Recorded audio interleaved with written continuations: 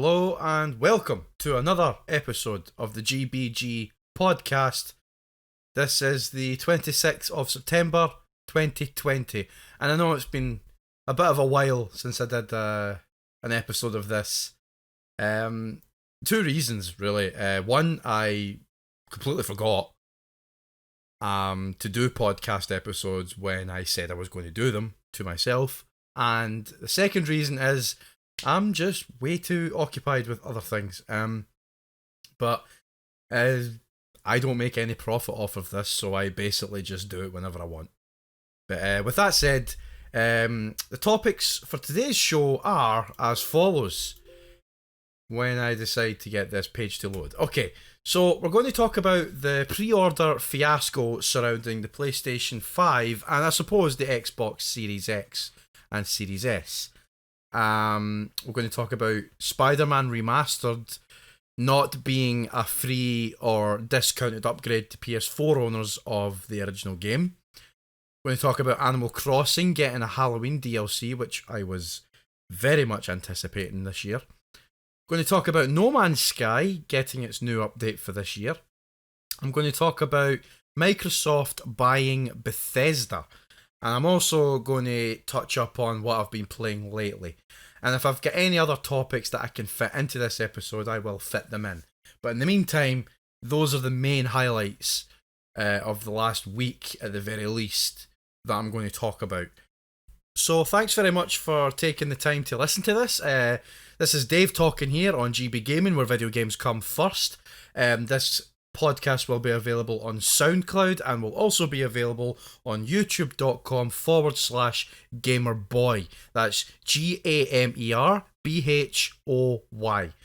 You could also type in Gamerboy Gaming on Google and it will come up, or at least it should come up. If you type in GB Gaming on Google, for some strange reasons it doesn't come up. I've tried to remedy this so many times, but I've given up. But regardless, it's not a big deal. But let's get on with the episode anyway. So let's start with the news of Spider-Man. Now, this is actually quite new news, as it were. So what the problem? It's kind of confusing, really.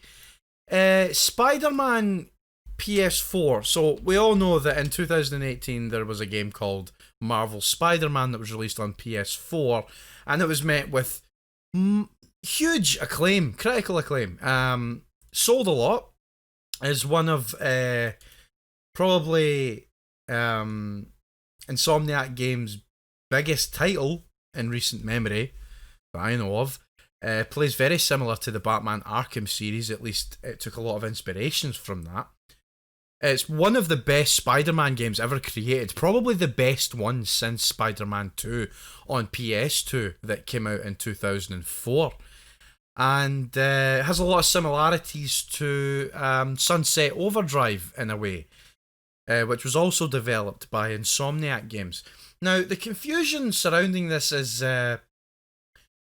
here's basically what's going on. So the PS5 is coming out before the end of the year, as well, you know. And there is a sequel to Spider-Man coming out called Spider-Man Miles Morales. So that's fine, that's okay, that's good. We were anticipating that. Based on, spoiler alert, based on the ending of the 2018 game, Miles Morales finds out that he can crawl on walls. I think he was bitten. I can't remember. I'm going to have to play that part of the game again to jog my memory. But I do know that it left us with some sort of a cliffhanger. And that cliffhanger being that Miles Morales finds out that he can crawl on the ceiling and on the walls and whatnot. So we knew that there was going to be a new Spider-Man game with him in it. I digress. So Spider-Man Miles Morales is coming out on PlayStation 5 near the end of November worldwide. It's coming out on November 12th in North America and Australia. I think that's what OC means, I'm assuming. Yes, OC means Oceania. So Spider-Man Miles Morales... Oh, sorry, no, I'm thinking of the wrong game. Oh, it's the same. So Spider-Man Miles Morales is coming out November 12th on North America and Oceania, or Australia, New Zealand, those countries, on November 12th. And then it's coming out worldwide on every other country, continent, on November 19th. And here's where the confusion lies. Alongside Miles Morales, we were introduced to a remastered edition of Spider-Man 2018, which is fantastic, great. I am so psyched for that, because I absolutely loved Spider-Man that came out in 2018. So I'm very much excited to play that game again with better visuals, better technical jargon. I don't know if they're increasing the frame rate. They probably won't, but it will still be interesting to see how it could look with the ray tracing effects and all that. So that I'm really excited to play that game again on PS5. I don't particularly care that I have to start that game from scratch, because it doesn't merge with the 2018 version, because it's basically acting as a new game in a way, because it's remastered, which is fine. I don't mind that particularly. That kind of thing doesn't bother me too much. It might bother some people, and I understand why it would, because you've invested so much time in the original game. You want to be able to transfer that progress onto the PS5, and in a way you can. It's not great, but it is what it is. What I mean by that is that Spider-Man 2018 is also going to be backwards compatible with the PS5, so you can play your PS4 version of the game if you have it on disc or digitally on PS4, and you can play it on the PS5. That's how you're going to be able to continue your progress the way, because it's the same game, obviously.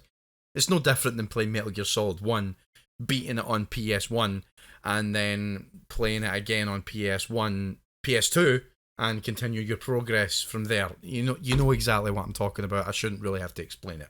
I digress once again. So, the confusion herein lies with Spider-Man Remastered and how we get access to it. So, it's a bit of a bummer that we will not get a discounted upgrade from the PS4 version. There is no method of doing that. There isn't even a free upgrade. I mean, it kind of sucks, because when you think about it, games that get the remastered treatment, often you'll see games on PC, particularly Steam, where a game will be remastered and owners of the original game are automatically allowed to have the remastered version at no additional cost, and that's amazing. A good example of this is the BioShock Remastered Collection.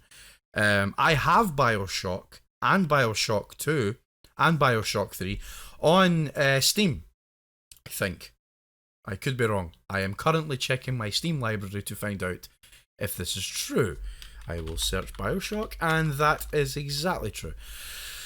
I do have BioShock 2 and BioShock Infinite on PC.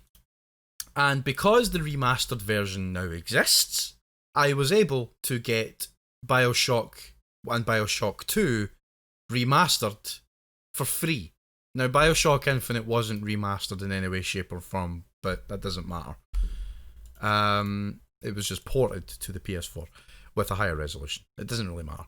But BioShock Remastered, BioShock 2 Remastered are free upgrades for people who own BioShock and BioShock 2, the base version, the original version. And that was great. This also goes along with... This also applies to Skyrim, the Elder Scrolls V Skyrim. If you own Skyrim, the original version, you get, this is on Steam as well, you get the special edition of Skyrim at no additional cost. I don't know what other games do this, but those are the two specific franchises or games that stood out to me as free upgrades to remasters. But console gaming hasn't really done this yet. Actually, now that I've mentioned it, nope, Burnout Remastered is not included with the remastered version. So if I want to buy Burnout Remastered on PC, I have to buy it separately. I do not get the free upgrade. Oh, now that I've just mentioned it, Mafia is another example. I already had Mafia 2 on PC and played quite a large chunk of it, to be fair. I didn't beat it yet. And when the Definitive Edition came out to promote the Mafia 1 remake, which I'm calling that, I got Mafia 2 Definitive Edition for free on PC because I already owned Mafia 2, the original one, which is now called Mafia 2 Classic. So on PC, there are a lot of instances where if you own a specific game that ends up getting a remaster, there is a high chance, that you will get the remastered version at no additional cost if you own the original game. So Valve knows what they're doing in that regard. And that's a good thing. It's very pro-consumer. But PlayStation and Xbox, I suppose, as well, don't do this. This isn't really something that gets done on consoles, as far as I'm aware. If it does get done on consoles, I am very much open to a comment or two from anyone who sees or listens to this and wants to correct me. In other words, correct me if I'm wrong. But with consoles, when a remastered game comes out, it's very, very, very little chance that if you own the original game, you will get a free upgrade, or at least a discounted upgrade. That doesn't really happen on console, and I guess it doesn't seem right. I suppose, but I don't have a horse in this race. There's nothing I can do. But going back to Spider-Man, which is the core topic of this topic, with Spider-Man, it's exactly that. So if you own Spider-Man, the 2018 PS4 version, you can play that on the PS5, in that if you own it digitally on your account, you can go onto a PS5, go into your owned games or in the store or wherever it is you can find it.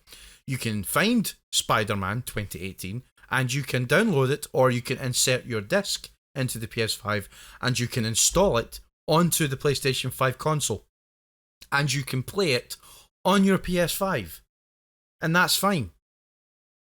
If you want to play the remastered version of the same game, you cannot find that on the PlayStation 5 store when the PlayStation 5 comes out, that is. It will not be available separately. You cannot get it as a discounted upgrade or a free upgrade or any upgrade. You don't get special treatment in that regard. In order to play Spider-Man Remastered as it stands on the 26th of September 2020, before they change anything, as of right now, you cannot buy Spider-Man Remastered separately. In order to play Spider-Man Remastered, you have to buy Spider-Man Miles Morales Ultimate Edition, which comes, I think, with a free copy, digital copy that is, of Spider-Man Remastered. And it's a little bit of a kick in the teeth to fans of the original game, I guess. I mean, I can't really be too critical of it. The only critical thing I can give to it is you really should be making that separate. This is very similar to when Call of Duty Infinite Warfare came out, and there was a version of that game that came out where it was a little bit dearer, a little bit more expensive, where if you bought Call of Duty Infinite Warfare, you would get Call of Duty 4 remastered along with it, if you paid an extra couple of quid, 20 quid I think it was. So I think it was probably 80 or 70 euro. So if you paid that, you would get Modern Warfare bundled with Infinite Warfare. And Modern Warfare Remastered was not available separately at the time. But eventually, through time, I'm not sure exactly how long it took. It could have been a year for all I know, but it could have been a few months. But eventually, Call of Duty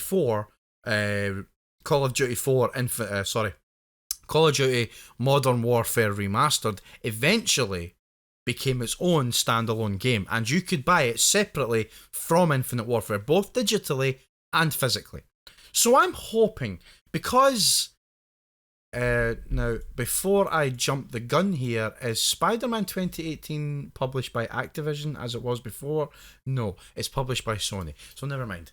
I'm hoping that maybe it could be possible, but I'm not certain. But hopefully, if you're on the fence of buying Spider-Man Miles Morales Ultimate Edition just so you can play the remastered version of Spider-Man 2018, if you just want to play that version alone, it might become available in future separately. I fully believe that it might be. Because if enough people complain about it, or if enough people ask for it, it could happen. I truly cannot see Spider-Man 2018 being stuck to Spider-Man Miles Morales. It has to be a separate game eventually. It would also be nice to see that game become available separately as well, because as we all know, the PlayStation 5 and the Xbox Series X, when they come out, the exclusive games for those consoles isn't going to be quite large. So it will be nice to bulk up that collection with an extra couple of games, and Spider-Man 2018 Remastered would be a good addition to that collection. Now, I already have... No, I don't actually. I am currently looking up at my PlayStation 4 collection right now, and I just realised I do not have Spider-Man 2018 anymore. I sold it because of emergency financial reasons. So I do not have it physically anymore. But I did have it physically, and I think I got the Platinum Trophy. I'm probably not sure on that. I digress. But yes, it's a little bit of a confusion? It's a little bit confusing. It should have been a lot more clear from Sony's part to explain to us how we can play Spider-Man Remastered. The fact that members of IGN had to make a video to explain it. Now, I already know that the video from I forgot his name. Schofield. Is it Matt Schofield? I am so sorry if I'm mixing up your name. No, Matt Schofield is a musician. Max Scoville. That's his name. Sorry. Max Scoville from IGN and Brian Altano from IGN made a fairly satirical video explaining how Spider-Man 2018 Remastered and Spider-Man Miles Morales works in regards to people who want to play the 2018 version remastered, for those that already own the 2018 version. Basically, the simplified version of it is this. If you own Spider-Man 2018 on PS4, you can play that on the PS5. That's yours to play. It's backwards compatible on PS5. That can be played. Not a problem. If you want to play the remastered version of Spider-Man 2018, you cannot buy it separately. You have to buy the Miles Morales Ultimate Edition. That's the only way you can play Spider-Man 2018 Remastered for now. That I am 70% sure. I am 70% sure that will change, and that it will become available separately. There's no way in a million years they're going to lock that to the Ultimate Edition of Miles Morales, because not only that, it is more expensive. However, there is a chance you might be financially better off getting the Ultimate Edition of Miles Morales, because Spider-Man 2018 Remastered, should it become available separately, it might be more expensive if you were going to get that and then Miles Morales. Now let me explain. Let's say, so how much is Miles Morales? Is it $50? I'm going to say it's $50, right? And it's $70 if you want to get it with Spider-Man Remastered. Okay, so let's say that's $70, right? So that's $50 for Miles Morales and $20 for Spider-Man 2018 Remastered, right? If Spider-Man Remastered becomes available separately, I almost guarantee that you will not be paying the same amount of money. I almost guarantee that you will not be paying €20 for Spider-Man 2018 Remastered. I guarantee that will be at least $30. €30. At the most, $40 or €40. That's my prediction, right? Well, considering that Miles Morales is probably a shorter story and a shorter game, explains the price tag, I would almost imagine that Spider-Man 2018 Remastered would probably be $40. Or sorry, $60. Oh, I don't know. But I will almost guarantee that it will be a little bit more expensive than if you were to buy the Ultimate Edition of Miles Morales. If you were to buy Spider-Man 2018 on its own Remastered, and then Miles Morales, you'd be paying a lot more. That's my prediction. But then again, if you have not played Spider-Man 2018, but you still want to play that and Miles Morales, you're probably better off buying the Ultimate Edition when the PS5 launches. You're probably better off doing that if you have yet to play the 2018 version. Then again, if you are looking to play the 2018 version, there's nothing stopping you from getting it right now if you are already a PlayStation 4 owner, because it's not expensive, it's quite affordable, and then again you can play it on PS5. I don't know what the differences are. I mean, loading times and ray tracing effects. I mean, if effects and graphics is what you really care about, then you will probably be more you'll probably benefit more from getting the Ultimate Edition of Miles Morales. But Sony should have been a little bit more clear on this. It should have just been, you can get Spider-Man Remastered at whatever price it is separately. It should have just been made available separately. That would just avoid the headache. And I don't know about the whole free or discounted upgrade, but based on the fact that Valve do it on Steam so many times with remasters, and not with their own games either, it would have been a no-brainer to make the game a discounted upgrade at the very least to get the remaster. But this is Sony we're talking about, so God knows, the way they've been lately, it's hard to tell what they'll do in regards to this bundle or Spider-Man Remastered. But if it's in the consolation, on my part, I am very much looking forward to Spider-Man Miles Morales. And knowing me, I'll probably buy the remastered version of Spider-Man, aka I'll probably buy the Ultimate Edition of Miles Morales just so that I can play Spider-Man 2018 Remastered on PS5 just to see how it looks. But that's just me. So that's that out of the way. Next topic I want to talk about is the pre-order fiasco surrounding specifically the PlayStation 5. Now, if you're not already aware, but if you're a gamer, I'm pretty sure you are aware. Okay, sorry, I don't mean to cut the podcast off a little bit here, but my fiancée just told me that a crow landed on her hand, and I said, she sent me a photo. I said, how the fuck did you manage to do that? I also hope you washed your hands. And she said, he's my new pet. I'm bringing him home. What? And ain't no crows coming into this house. I'm going off topic. What was I talking about? Oh yeah, the pre-order fiasco. More specifically, the PS5. And like I said, if you're a gamer of any shape or form, you're probably already aware about the shambles that was the pre-orders of PS5s. Now,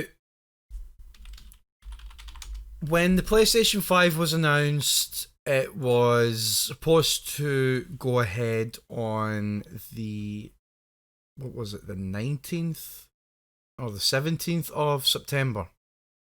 I could be wrong. Ugh, see, I've waited too long to talk about this. Let's just say it was the 17th of November. Or September, sorry. I'm pretty sure it was the 17th of September. But Sony, okay, so Sony announced the PS5 release date and the price. And the moment they announced the price, they said that pre-orders would be available. That's correct. The September 17th. And unfortunately for those who were anticipating this pre-order date, it seemed that outlets, including GameStop and American stores such as Best Buy, Target, I don't know about Irish stores, I haven't really been paying attention. But basically, even though they said that the pre-orders were going to be available at a specific date from the announcement of the price, they basically went up for pre-order the same night as the announcement, pretty much catching everyone off guard. And basically, whenever people went to pre-order their PlayStation 5 on the date that was advertised, there were none available. And it was this whole fiasco, this whole mess, this car crash of people trying to secure pre-orders and GameStop essentially locking people out of their website, Target and Best Buy not allowing people to check out on their website when buying an item. They were not allowed to check out of their store to pre-order their console. So basically, I'm not sure if it's a scalper thing that caused this, but in other words, the PlayStation 5 went up on pre-order a day in advance than it should have. And I don't know why they did this. Some people are saying, such as Review Tech USA, he's on YouTube, you can check him out, he's American, very much more popular than I am, for that matter, said that he played devil's advocate with it. He basically said that this was deliberate, and that they did this to avoid scalpers from securing the date of the pre-order so that they could mass pre-order consoles in order to sell them out in a matter of minutes, stopping people from pre-ordering their consoles. That was his devil's advocate, and it sounds believable. I would believe that. However, if that's the case, why did PlayStation, or Sony for that matter, apologise in a few days later? They said they apologised for it 2 days later by saying, let's be honest, PlayStation 5 pre-orders could have been a lot smoother. We truly apologise for that. Over the next few days, we will release more PS5 consoles for pre-order. Retailers will share more details, and more PS5s will be available through the end of the year. And this is why I don't pre-order consoles. Because what's the point? Unless you are an influencer, unless you are I hate this word, but unless you are a shill, and I don't mean that in a detrimental way, I mean that in a nice way. If you are someone who is there to promote the console, who is there to, do you know what I mean? Like a reviewer or someone who is a Sony fanboy, I put that air quotes. Unless you are someone who is working in such a way to review the PlayStation 5, you're going to need a PS5 as soon as possible so that you can review it. Like YouTubers or reviewers, or do you know what I'm talking about? Like IGN staff, you know? So with these PlayStation 5s, sorry, if I've been saying PlayStation 4, I meant PlayStation 5. With these PS5 orders coming out way earlier than they should have been, that makes that very difficult for these influencers to get a hold of PlayStation 5 systems. But the general consumer, aka me, won't be a problem. I'm not planning on getting this on launch. At least I wasn't. I was originally. But reality set in, and announcements were made, games were announced. I'm not in a hurry to play those games. So therefore I'm not in a hurry to play a PlayStation 5. And the same goes for Xbox Series. I'm not in a hurry to get an Xbox Series console. So I will wait at the very earliest, probably, till Christmas before I get a PlayStation 5.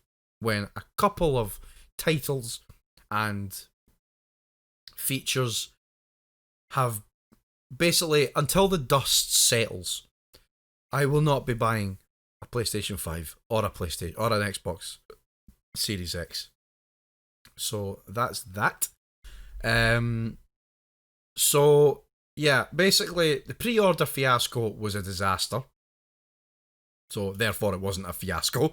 And even though Review Tech USA said that it could have been a method of stopping scalpers from pre-ordering systems, I mean, if that's what the intention was, I guess I can't be too mad at Sony for that, but then again, they would have contradicted themselves by saying that more consoles will be available.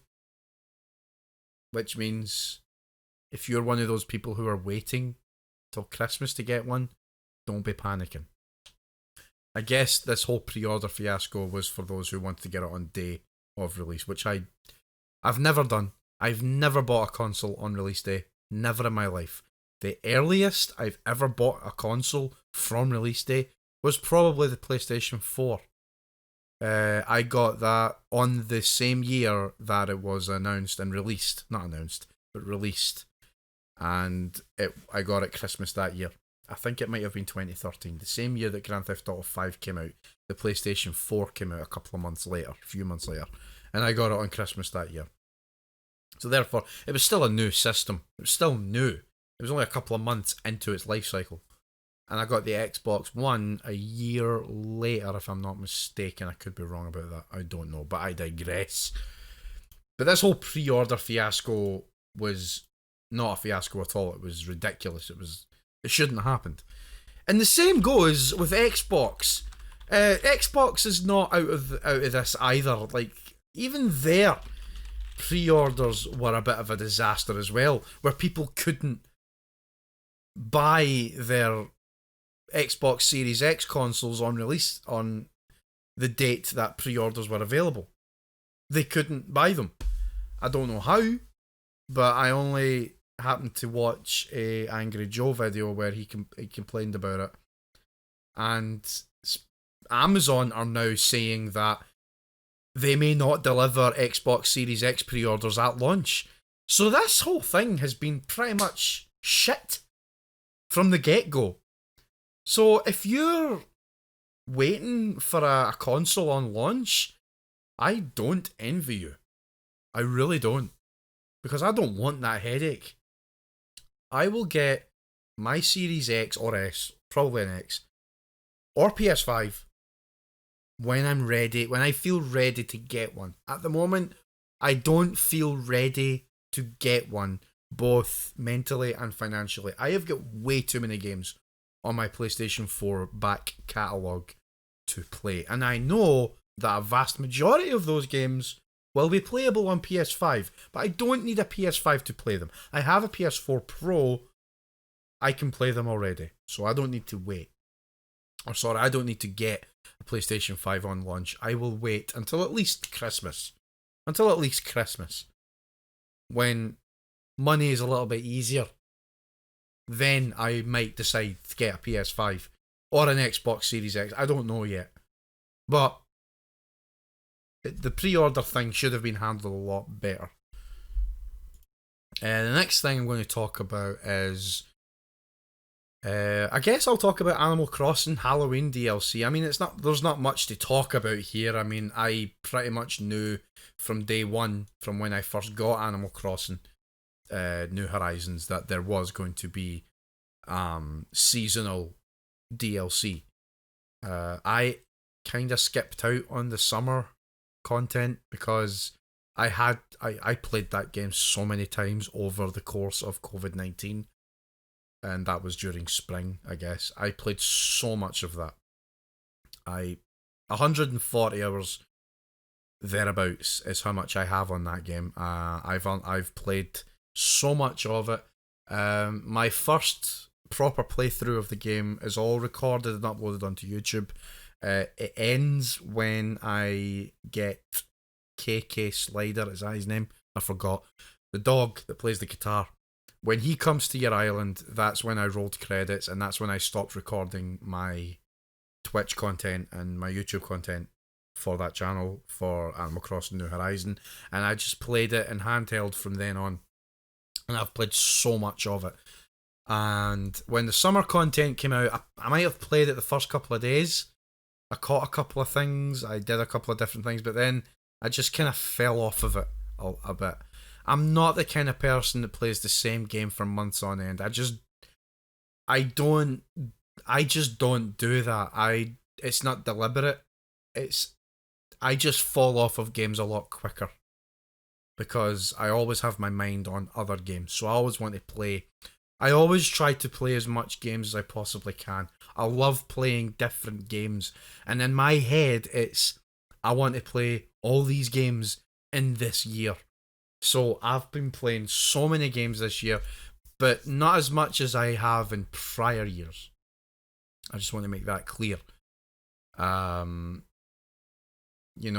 Games that I have beaten, that's basically what I try and do, is I try and beat games.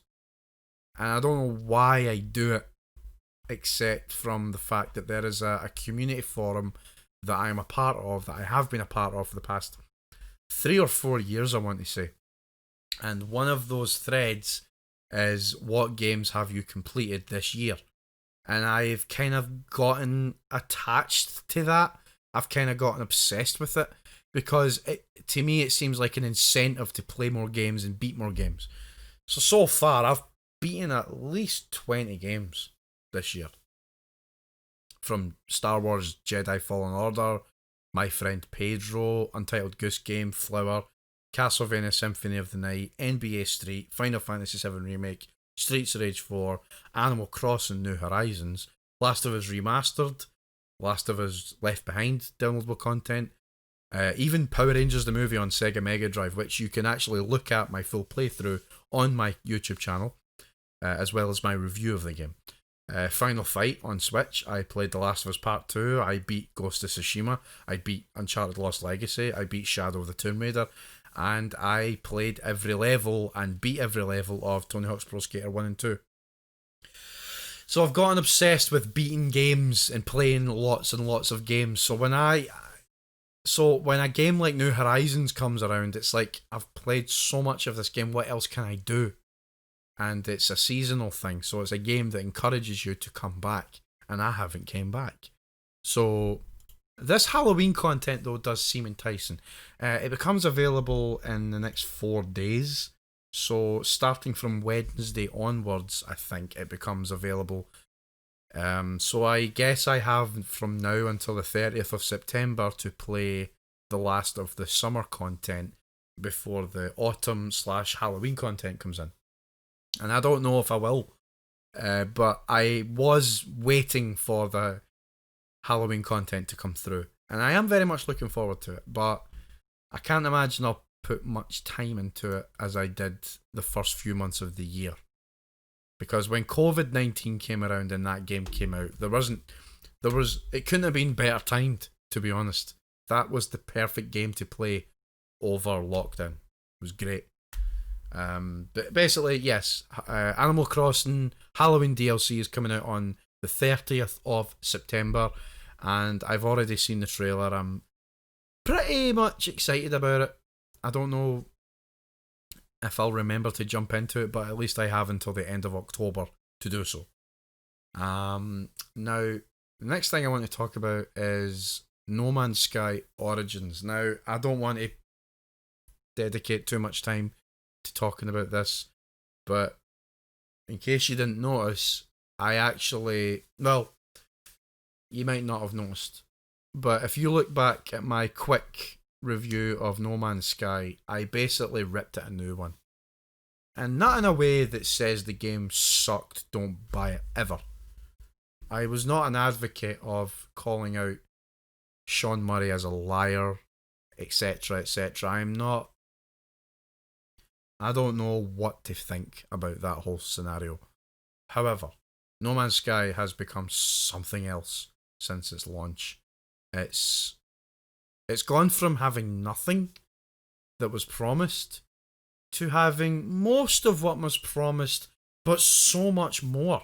In fact, it has so much more content. It baffles me how this guy is releasing this content for free. He's releasing content that could pass as a AAA game in and of itself. But with the No Man's Sky Origins DLC, it has come packed with not so much gameplay additions, more of world additions. Things like valleys, new biomes, new planets, new star systems, I think that's what it says. New landscapes, mountains, vistas. Those are, I love that, because I always thought the planets on No Man's Sky always seemed to be, even though they were different biomes, they still felt the same. You'll have a hill here or there, or a hill there, or maybe a batch of water here, but there was never any variety between the two. So this is very much a welcome addition to No Man's Sky. And going by the patch notes, it's thick, full of content. And I cannot wait to dive into it again, just to see what it looks like. The last time I played No Man's Sky was when they released the Beyond expansion, which I very much enjoyed, but I didn't get to touch all of. So I'll be happy to jump into this update. So there's like new weather variety, new colour variety, new teleporters, or at least improved teleporters. You can pick where you want to go from your teleporter. The photo mode's been revamped. New buildings, big archive buildings appear in the game. New stories, new infestations, new lighting conditions. The game is constantly getting these massive updates. I mean, volcanoes got added. Volcanoes got added to No Man's Sky. Firestorms got added. Storms in general. New crafting items. The game's packed. New terrain details. So they've up-resed the terrain. You might not notice it firsthand, but those who do notice will see it. Quality settings have been upgraded for the PC version. There's an exploration guide. There's all this stuff. Meteors got added. Gravitational things, tornadoes, lightning. There's new NPC encounters like black market traders. The game is huge, and this is just me talking about this particular update, Origins. This is just this update I'm talking about. The game has been updated to this scale at least 3 or 4 times since its release, and it's impressive. That game is absolutely worth the full price nowadays, but you won't get it full price nowadays. You'll get it so much cheaper, so it's very much worth buying nowadays. The game is brilliant. Sandworms finally make their appearance after so many years. When this game first got announced, we seen sand creatures of some kind, and they never showed up in the game. Now they're here. Sandworms are now added to No Man's Sky, and I'm looking at the 3.0 patch notes, and it is packed full of upgrades updates, improvements. This is the most impressive turnaround I've ever seen for a game that had a bad start. That game, if this game was released and announced as is, this game would sell millions. I nearly guarantee it. It's a shame that I had to take 4 years to get to this point. But at least it's here. I'm still a fan. I still own my copy of No Man's Sky, and I still enjoy it. And I'm only happy to jump into this and do more of it. It's a wonderful game. Wonderful game.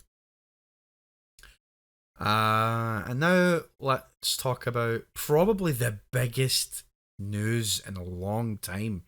And it baffles me to this, even now, that it's still happening. Microsoft bought Bethesda. And I'm typing it in on Google so that nothing has changed since. Nope, nothing has changed. This is still happening. Microsoft CEO has bought Bethesda for $7.5 billion. How much is that in my currency?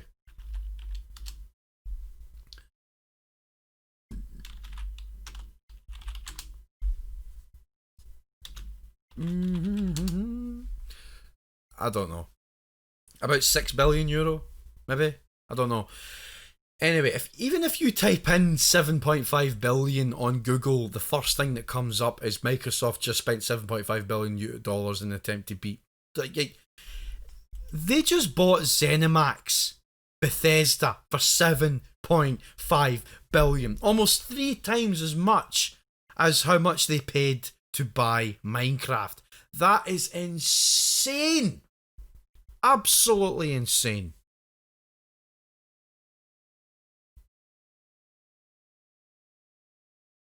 I'm stunned. It's amazing. I don't know what this means for PlayStation owners. But from what I've heard, is that any upcoming games that we know of by Bethesda, they will still come out on PS5 and Xbox and Steam maybe and whatnot.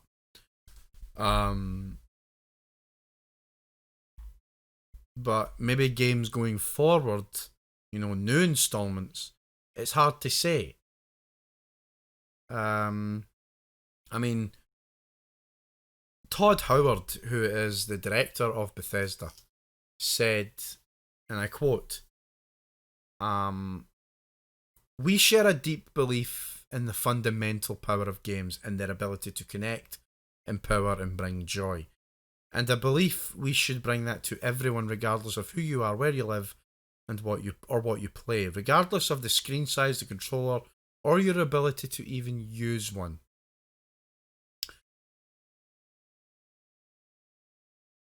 So,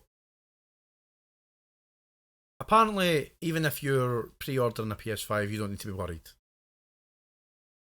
So, the likes of Elder Scrolls 6, any future Doom games, the likes of Starfield, I think they're still coming to PS5. But I don't know about games going forward, games that are unannounced, that haven't even started the development process yet, or have and haven't been announced. You know what I mean? It's hard to say. I don't mind, personally. I believe competition is healthy. If Xbox needs to up their chances of beating the competition, if this is what they're trying to do, by all means, go for it. If Doom, Fallout, Elder Scrolls, Wolfenstein, Dishonored, all those games, if they all become Xbox exclusives in the future, or at least halfway through this generation, I guess I'm okay with it. I think. I mean, I'm probably just saying that biased because I'll probably end up with an Xbox. But if I want to play those games, I will have to buy an Xbox. And that is how Microsoft is channeling this.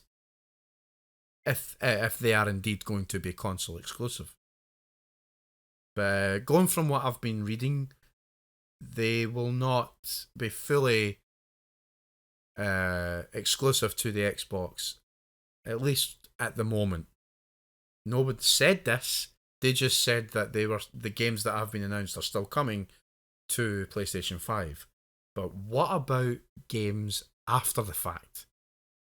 You know, what about, say, the next Fallout? Let's just say Obsidian are going to make the next Fallout game akin to that of Fallout New Vegas. You know, if Obsidian are tasked with creating the next Fallout game under Bethesda, what does it come out on? When Doom 3 gets announced, what does it come out on? The Evil Within 3, what does it come out on? And same goes with Elder Scrolls 7. Whenever Elder Scrolls 7 decides to rear its head, I mean, Elder Scrolls 6 hasn't even been talked about since that first trailer. What does it come out on? It's interesting. At the moment, we know that those games are still coming out on those platforms, PS5, Xbox Series X, Steam, whatever. But what about games going forward? That's what I want to know. And if they do still come out on multiple consoles, what about downloadable content? What about specific content that comes out? Are they going to be restricted or exclusive to one console? This isn't the first time this has happened either. When Grand Theft Auto 4 came out, the story DLC that came out about a year later, I think it was, all came out on Xbox 360 first due to a deal between Rockstar and Xbox or Microsoft. And then they eventually came to PS3 about a year and a half, or over a year later at least. So this isn't anything new per se. It's just a matter of, it's not just Bethesda they've bought. They've bought id Software. They've bought Arcane. They've bought Machine Games, ZeniMax Online, Tango Gameworks, AlphaDog, Roundhouse. You know? All those people that are responsible for the likes of Dishonored, Wolfenstein, Elder Scrolls, Fallout, Doom, Starfield, Evil Within, Prey. And who knows, maybe even Deathloop. If that game gets a sequel, where will that go? It opens up so much conversation, but it depends on who you talk to. Because one person might be okay with this, like me, but then someone else is like, it's anti-consumer. But is it anti-consumer? Because exclusives have been around for a long time.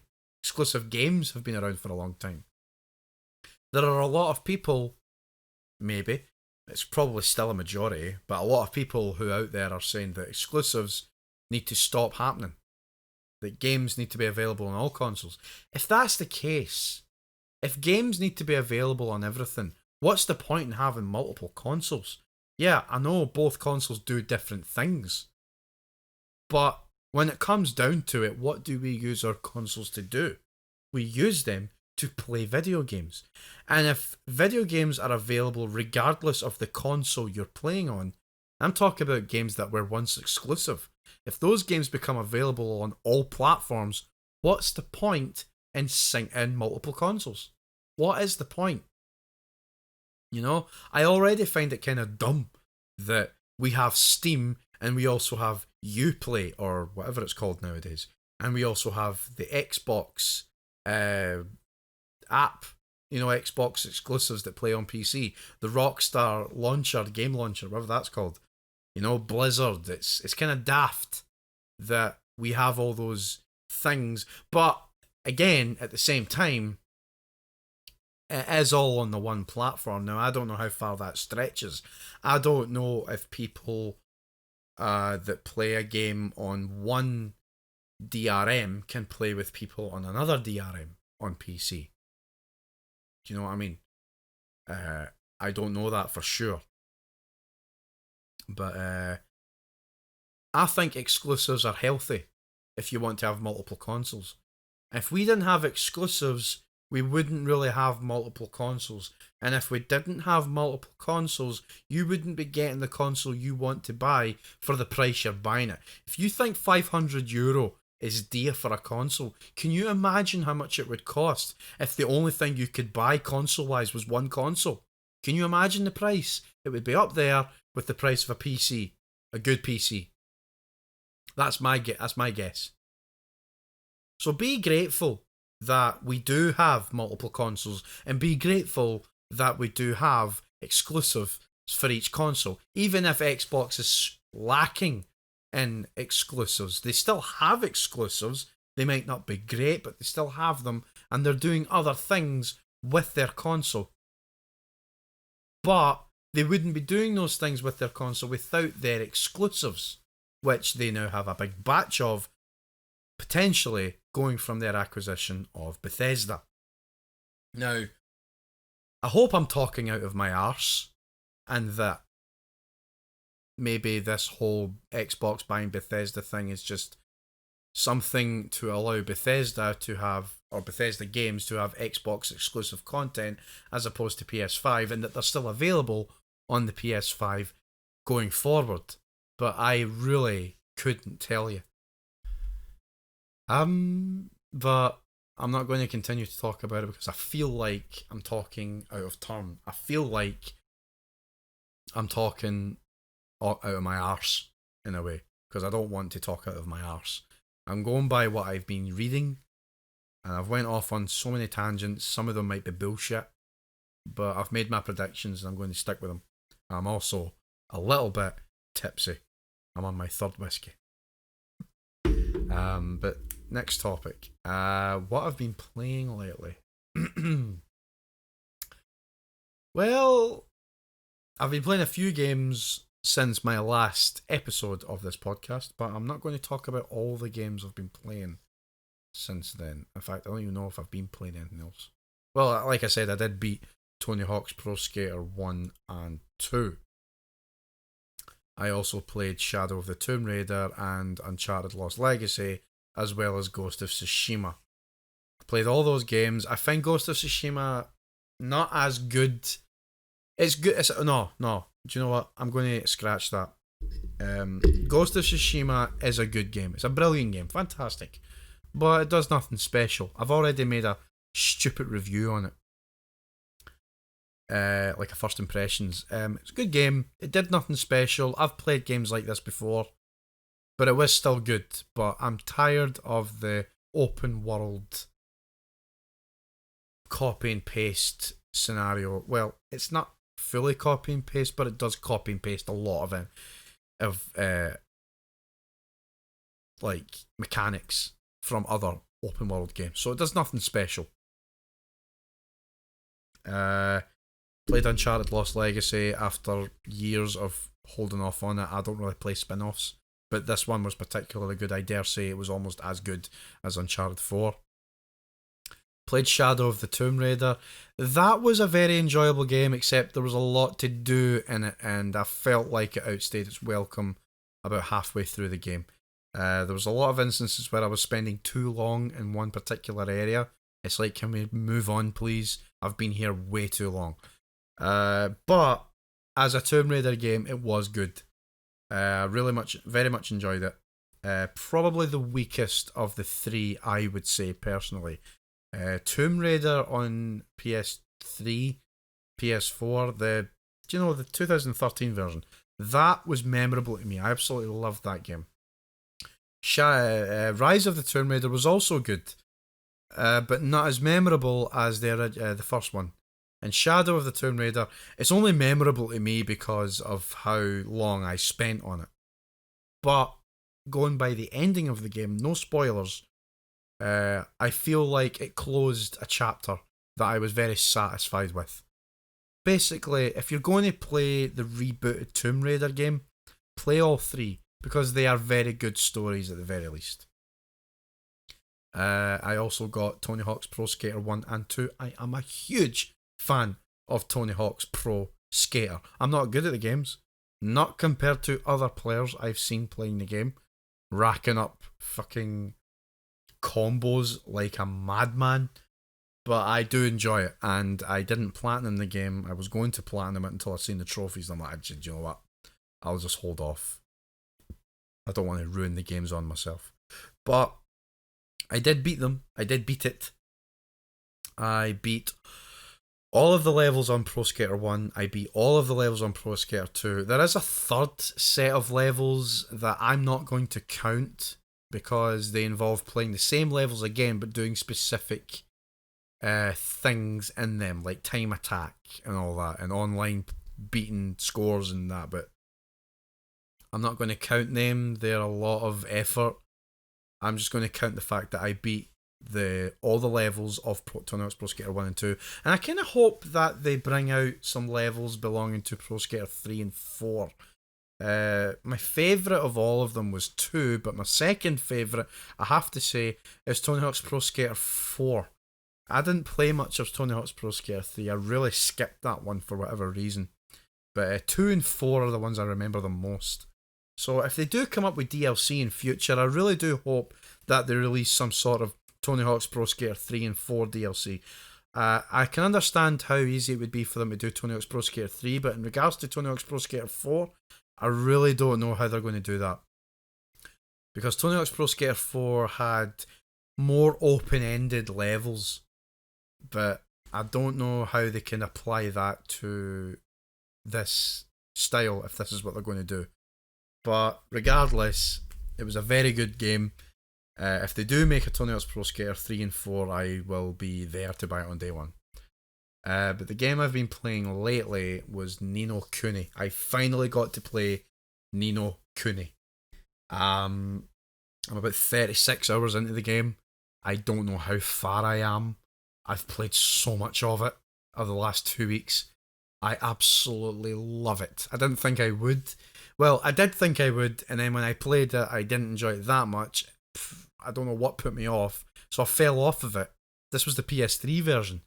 And then it was remastered on PS4, and it took me months to work up the...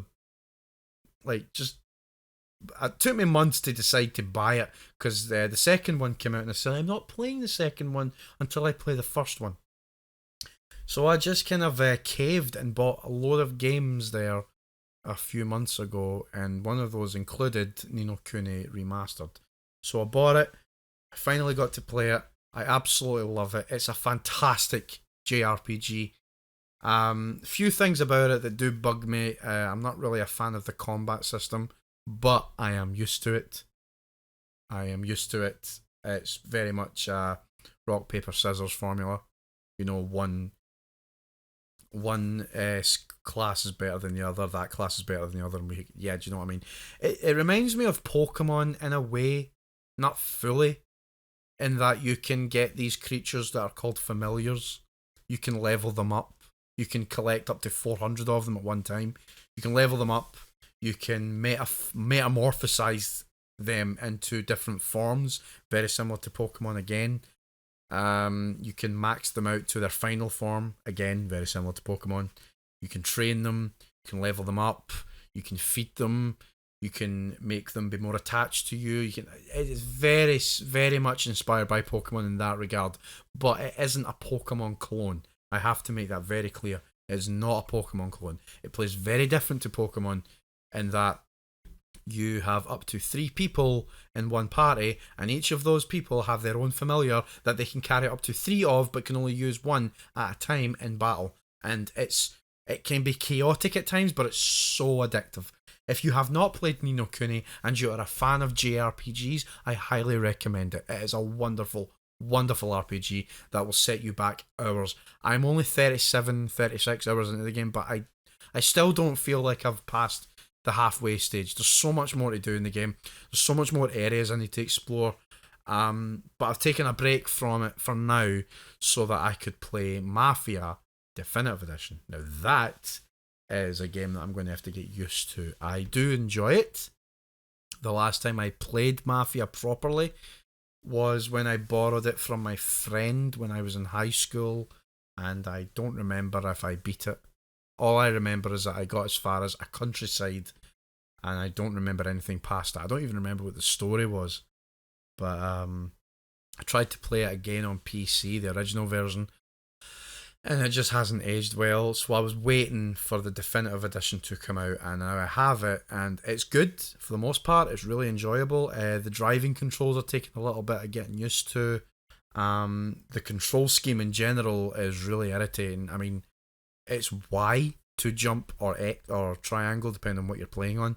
It's those buttons to jump up on crates or, knee-high structures or jump on things. It's square/X to get into cars, and you have to hold the button to get into it. The control scheme is very backwards in terms of what I would normally press to get into a car in games like that, like Grand Theft Auto. What is the button you always press in an open world game that involves stealing cars? Triangle or Y. So it's very much not that on Mafia Definitive Edition. At the moment, there's no way for me to change it. I don't know if they're going to add that feature in the future, but I might as well just get used to it because I am enjoying the game. It is fun. But I'll have a full proper opinion once I've beaten the game. But at the moment, it is fun. And that's it, I suppose. I don't think there's anything else for me to talk about. I've been rambling on for over an hour at this point. So I guess that's it. Yeah, that's it. There's nothing else for me to add. Nope, definitely not. Clicking on all this shit, and there's nothing. So yeah, I know it's been about 2 months, I think, since I last did a podcast. But here we are. So thanks very much for taking the time to listen to this. If you liked it, you can subscribe to my YouTube channel if you're not on it there already. If you want to subscribe, just click the subscribe button and hit the bell if you want to be notified. It's not a big deal. I do these videos / podcasts for my own enjoyment when I've got free time, and very much kills time for me. I really enjoy it. Yeah, so if you're on SoundCloud, you can head over to youtube.com/gamerboy, like I said earlier, and you can subscribe. You don't have to do any of that if you don't want to. If you just jumped onto this podcast, or any video for that matter, decided to watch it and move on, that's perfectly okay. Doesn't bother me. Not even the slightest. So thanks once again for taking the time to listen to this if you did. And I will see you on whichever episode I decide to do next of whatever video. I don't know. Actually, in terms of my channel in general, now that I'm talking about it, I don't know what I'm doing next. The last video I did properly was my review of the Mighty Morphin Power Rangers, the movie video game on Sega Mega Drive. I do not know what I'm going to tackle next. I haven't got anything planned. I don't know what I'm doing next. I haven't thought about it. I've been very busy with personal things. So basically, when I decide to do something, I will probably post it on Twitter, or maybe I'll mention it on another episode of my podcast. The podcasts right now is really easy to do. It just gives me an excuse to put something on my channel. But I haven't planned on streaming anything. That was just a COVID thing. I just had so much time and a perfect internet connection to do that. So that's why I took advantage of that throughout the entirety of spring. So I haven't had time to do anything like that since. I haven't got time to stream any new games to record and review because I just haven't been playing any retro games lately. In other words, long story short, I haven't made any new videos because I haven't had time to do it, and I haven't given myself time to do it. But once I do, I will make sure I update with something. But until then, thanks very much for watching this. This is pretty much all I can do at the minute. Thanks again, and I'll see you whenever I see you. Until then, subscribe if you want, if you're interested. If not, it's not a big deal. Thanks again. Bye-bye. Have a nice day. Be safe. Cheerio.